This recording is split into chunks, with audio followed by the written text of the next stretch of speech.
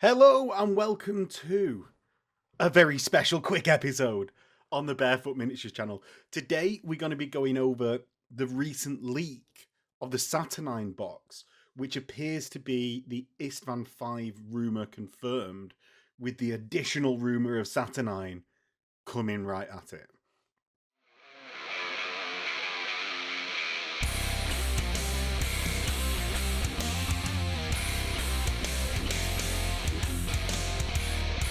So we're going to be going over this, and basically I wanted to just get something down, because I imagine everyone else that you can hear in the sphere is doing this. I've had like 2,000 plus messages on every group ever going off. So I just wanted to break down some thoughts, what we've seen previously by the community on Saturnines, as well as how I think they're represented here by Games Workshop.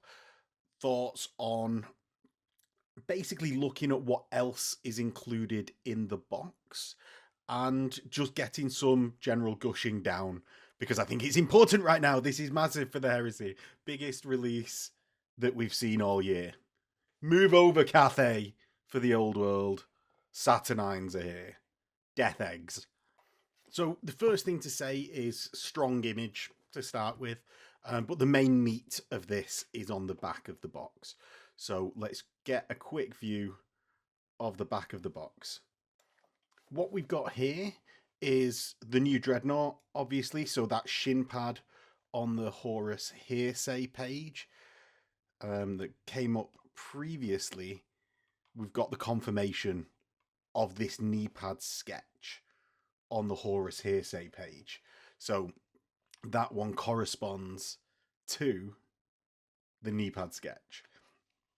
We've got the Saturnine style shoulder pads on there, and that is basically matching the Saturnines, and it seems to be a much bigger style Saturnine Terminator, but in Dreadnought format. Now, we see here what looks to be a disintegrator weapon, because that is matching to this tactical support marine, or veteran legionary as it's labelled, with disintegrator. Now, first I thought this was a rotor cannon, but actually the front of the weapon doesn't have like the spokes and stuff that the disintegrators have, or that the rotor cannons have, and the back of it appears to be some sort of energy, I don't know, transistor, whatever you put on the back of energy stuff. I'm not a spark. So that seems to follow the same design principles as this Saturnine Dreadnought. Now, I do like sort of the aggressive shaping of the head and everything coming to a point.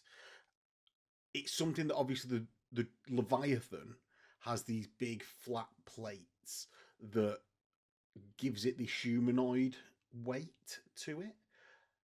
And you get big flat plates in terms of painting area on the shoulder pads, as we see these nicely painted sort of salamanders lizard shoulder pad, or lizard pattern scaly skin shoulder pad. But the actual body of the model is more compressed, like the original Rogue Trader artwork for Saturnine Terminators, with these sort of dinky heads, big shoulder pads, and then they've added this aggressive forward pointing body section and overlapping plates. Now, the size of this, when compared to other models in the background, is looking sort of at the size of a Thanatar for that plasma cannon. And it's got the same reminiscent petals as a Thanatar plasma cannon. Obviously, it's not exact, but that's the sort of size we're looking at for this. So the fact that it's got two arm weapons, unless we go into like 40k style, this is the loadout. Two plasma mortars on this Dreadnought could be massive in terms of game effect. So thinking about how much a Thanatar is in points, like 270 points around there, to have double the output if you have two arm weapons, we're looking at a sizable chunk of a force, like sort of Lord of War level contained within that dreadnought. So it looks like a sturdier Leviathan. It's got sturdier leg pieces, and I reckon it's going to be a much greater size of the force. Like, sort of, I suppose we had the what's the tank that you never see anyone using? The new one, the big thing that speeds forwards. I'm going to have to Google this. And so I've just come back on before I've even found the name of the tank. This is, do you know when something's hurting your brain because you can't remember what it's called? And I've scrolled down the entire list. Craziness, absolute craziness, and someone will be screaming at the. I imagine you at home will be screaming at the thing like, "You idiot! It's called X or Y." And the reason I'm saying it's speeding forwards is in videos. This tank speeds forwards. What is it called? Jesus. The Kratos. Why could I not remember the name? The Kratos. I was thinking like Fell something, like the Fell Blade, but no. I'm thinking we're looking at like that sort of segment size of your army for the Dreadnought. Now, next up, we've got the Saturnines. Let's go over Saturnines. So there's 6 of them in the box, plus the one of the special characters, sort of mirroring Calth in the like number of characters. Number, I suppose Prospero as well. Every box they do 2 characters, I suppose. But you get 6 Terminators, and with these we've got double heavy weapon loadout. There's nothing on the top. Now, if we look at the actual top of a Saturnine Terminator from like previous Rogue Trader editions, we've got the heavy bolter top, an additional like rotor cannon arm, as well as sort of power claw, lightning claw, power fist, chain sword in the background of this image. But on this leak, at least, what we're seeing is double heavy weapon on the arms, no top weapon. Now, that I think could give it some sort of balancing factor in the game. We already have Terminators that do both shooting and combat, and this it would sort of overlap the Tyrant's role for Iron Warriors, in being able to deal with both combat and shooting. And I know a lot of things have overlaps, but crossing unique selling points of units, especially one that they've actually done in, they've already produced a model for. It's not like, say, Iron Havoc. Sorry for everyone else that don't play Iron Warriors. It's not like Iron Havocs that it overlaps with the heavy support squad, and we can just get rid of Iron Havocs. Who gives a fuck? These Saturnine Terminators, they want a new, unique selling point for them to make them play differently in the game, I imagine. So having them as a solo shooting Terminator unit sort of makes sense like that. It is a bit of a shame that they're not going to have those sort of like Rogue Trader era Lightning Claw Power Fists. But who knows, it might be an option later down the line. It might be an option in, I don't know, are we going to get like big singular books for these? Who knows? So with that, they've got the curved bits on the pads that mirror these curved external thermocoils. And the reason you've kept seeing these squats flick up is this is the original exosuits that the Rogue Trader era mining suits are supposed to be based on. So Saturnines, for anyone that doesn't know, were originally meant, like in the fluff, was meant to be adapted mining suits. So I think earlier this year, oh no, early last year, time flies, we saw these squat, late last year, Jesus, we saw these squat exosuits.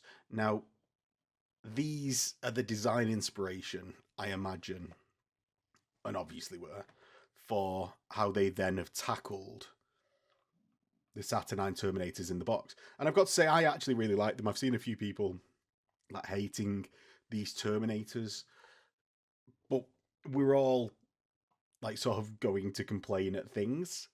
And I think after for a long time, only seeing reboxes of old models, like taking out stuff like the Kratos and the saber, in Maine, it's been a long time since we've seen anything truly new. And I, for one, am actually really happy that we're getting these new models. Now, one quite slight criticism slash funny point is I saw this comparison pop up. Got sent to a, the 30k group from around here. Like, if someone else actually did this, like if you put credits below, I'll pin it to the top because I don't know who actually originally started sending this about. But the actual eye line, which is obviously where you measure scale from in games, or like to get the 28 mil is like base to eye. The eye line, it must be super stretched out, which sort of suggests the point that a space marine might just be like a hermit crab and adapt to whatever armor they get put into. Like, it's the only explanation, I suppose, that makes sense, that they can be so much taller than anyone else. Like, even where the crotch is up to is like mid torso, but to look right in the scale, I suppose, I'm glad that these are going to be really intimidating on the tabletop. It might look a bit ridiculous as soon as you start thinking about it. Like, as soon as you start thinking about it, because this is a new scale marine, so it's already sort of like half a head taller than a lot of our heresy armies, which is a big scale jump there. And then once it jumps up into these Saturnine Terminators, there's going to be a large difference, like, because that's mid chest approximately with the height there, and then like he's a full like torso, head and shoulders above a new scale marine. So we talking like 1.8, 2 times the height of an old of an old marine, which he's just getting into ridiculous realms. So next up on the model front, we've got Plastic Mark II. We sort of knew what these looked like because we've seen them in obviously the tank commander kits, which are going to be a great source of bits going into these tactical marines that are coming out. I've loved the inclusion of Mark II. I sort of didn't see what the immediately complaining after I said about Saturnine's complaints, but I didn't see why the Mark VI was used for the Heresy 2 launch box, because that is one of the least used armor marks. I know it was meant, like, they sort of retconned it to be that it was mass produced and then came very popular during the Heresy, but that was a very recent retcon, which sort of didn't need to happen, other than the fact that they decided to produce it in this box. It was always like a special armor mark that was limited and was used by Raven Guard extensively, which is sort of like their cool USP, stepping on that. But I really like that we're now seeing Mark II. It works for White Scars really well because they're on the edges of supply. It works for Iron Warriors, obviously in the box. Salamander's meant to use it quite a lot. It fits into that armor ecosystem as well, because it will be really nice to mix this and see how it mixes with the Mark III boxes, because Mark III is obviously meant to be frontal plates bolted onto a Mark II chassis, like just rammed on there. So here's some bonding studs, and bam, you've got Mark III, and it drains the power a bit faster because it's just heavier. So I like how we're seeing this like fleshed out armor ecosystem now, and we'll just see, I suppose, whether it's true to that. The images are a bit blurry to see for now. That's actually why Miles isn't doing this with me. He was like, no, fuck that. I'm going to do a full video and wait to see if any non-blurry images come out. But I thought, no, let's gush about this. So if any of you is wondering why this isn't coming out as a hobby hammer, that's why. Additionally, on these, we're going to see we've seen bolters. So the Horus Heresy page strength 3 bolters are obviously confirmed, right? And we're seeing this disintegration weapon, as I said before. So disintegration weapons, obviously in Heresy 2, like instant death gets hot strength 5. But we'll see how it goes forward. So one thing that I've not really mentioned up to now is that actually this box is coming with a new Age of Darkness rulebook. Like, it's got the Saturnines on the front and Dreadnought from these blurry pictures appearance.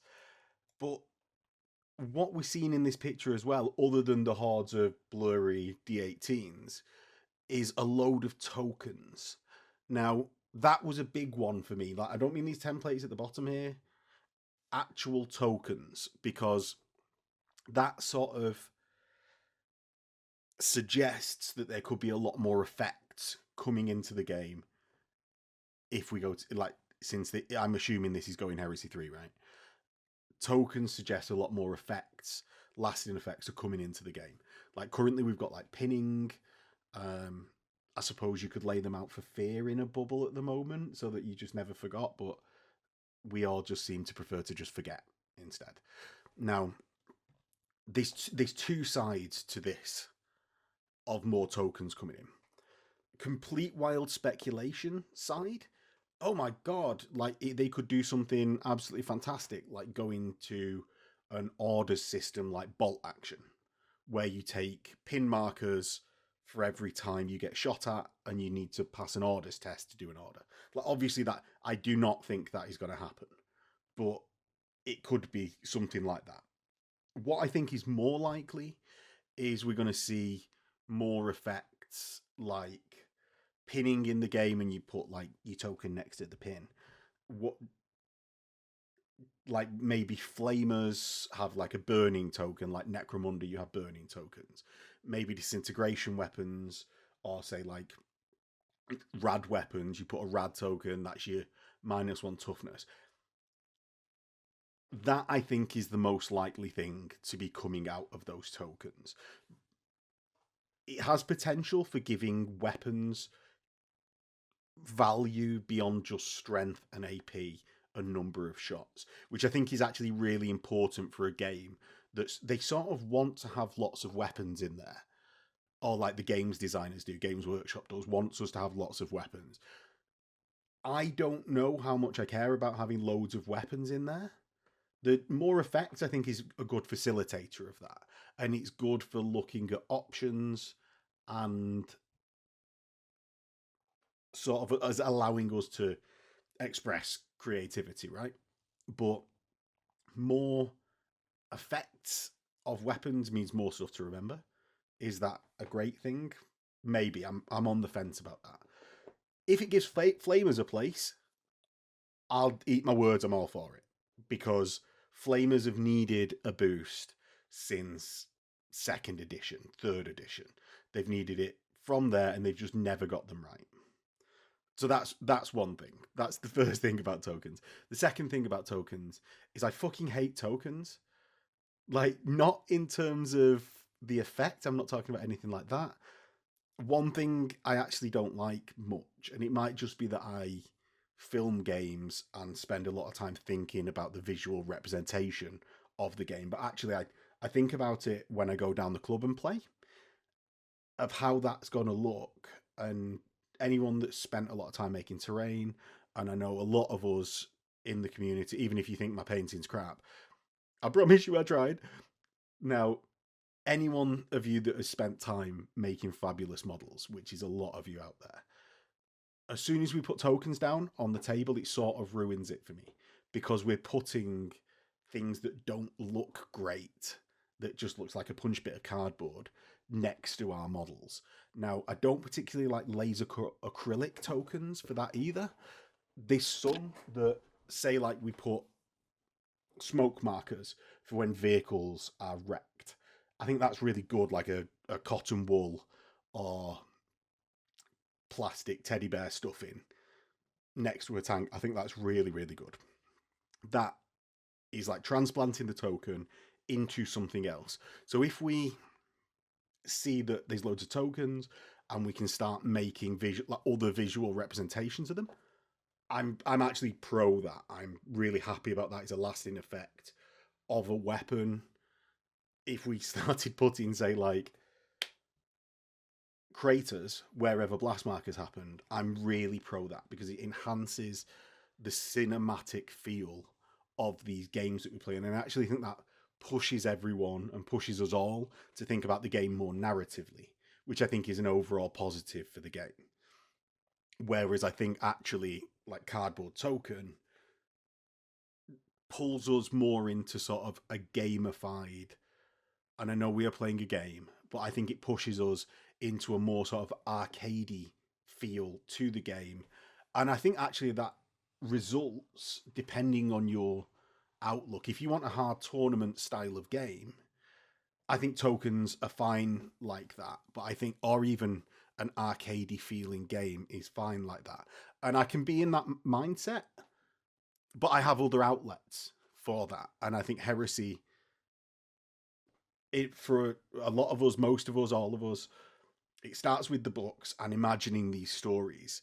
So I'm really hoping that if these tokens are a thing, we can find ways to basically make them into cinematic markers like those smoke effects. So I suppose that started off as me bitching and complaining about what could happen with these tokens. But actually, if we can find a way, all of us, to make them look and have visual representations of effects rather than these tokens, I think it could be an overall neutral to positive of the game. And I think that's actually one of the bigger things, that because obviously new models are wow. Let's look really quickly at these new models. But thinking about how things are going to affect the actual play of the game, because we're all going to get this box, I imagine. We're all going to, like, most of us are going to get this box. A lot of people will get this box, keep the Saturnine, sell the Mark IIs. I expect them to drop in price, plummet very fast, because a lot of people don't want Mark IIs, but they want these straight away. Now, the actual gameplay, I will be very interested in. But and that token point is what I can glean from this. As well, templates still in there. Good thing. Good thing. I hope we're rolling to hit with templates and then just placing it and only scattering the ones that miss, because it will save such a headache.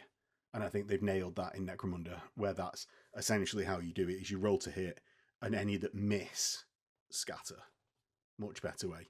But those are my thoughts on the box. I'll be going over that character with Miles on Friday, as well as this sneaky character that's off to the side that seems to have either a servo arm or I think it's a servo skull on the end of like a power coupling. But we'll be going over both of them because I'll make Miles do it on Friday. Hopefully you've just enjoyed this little like sort of thought ramble. And we'll catch you in Heresy 3, I suppose. I will be doing some more Heresy 2, and there's some on the members channel. So, I suppose I've got to do the YouTubey stuff, haven't I? Because I get I get told I have to. If you do like this content, if you want me to rush and do content like this, so that you can listen to it on your way home or while you're painting, please do all the YouTubey stuff, like liking, commenting, and subscribing. If you really like the content, there is a Patreon link in the description, or YouTube memberships where you can support the channel that little bit more and help keep this, basically the good times rolling, because it really does keep the channel as a thing that I can keep doing. And I really appreciate everyone that does that. So thank you very much. And we'll see you in the next episode on Saturday of the game. Yes! See ya. One thing that I actually forgot to go over that I thought was actually really well played by Games Workshop's team on the Horus Heresy page. Obviously Games Workshop's team it's on their video. Was how they played off, like near immediately this leak came out, if indeed it was a leak, was that it's a too good to be true. If you've not seen it, go and basically stop watching this video now. Go and look at the page rather than my breakdown of it, because I'm just going to be skimming it, because I think it was actually really, really... I wasn't like laughing in the middle of my office in the middle of the day funny, but like, oh, well played, Games Workshop. You brushed that off fairly well. They immediately go in with this dreadnought is clearly too big. Look at this thing, it's not, there's no way that's real, clearly photoshopped by someone who doesn't know how big dreadnoughts are supposed to be. Brilliant. No dice. We know there's D18s in the box, but we don't see one here. Must be fake. Obviously, at the bottom of the page, the very first thing that they've got on this Horus Heresy page is D18s. Overheat. No one needs two plasma cannons. How does he scratch his nose? Looks cool. Shame it's not real. And enhance, calling French a fake language. It's brilliantly played. Brilliantly played. And I forgot to do it in the main video proper because I'm an idiot. I even had the page open. That's why I had the page open for the Dreadnought knee pads. But yeah, just I've come back later, like after I've exported the video once, because I thought that was deserving of a shout out. Real well played. And now I will see you next time. In a bit.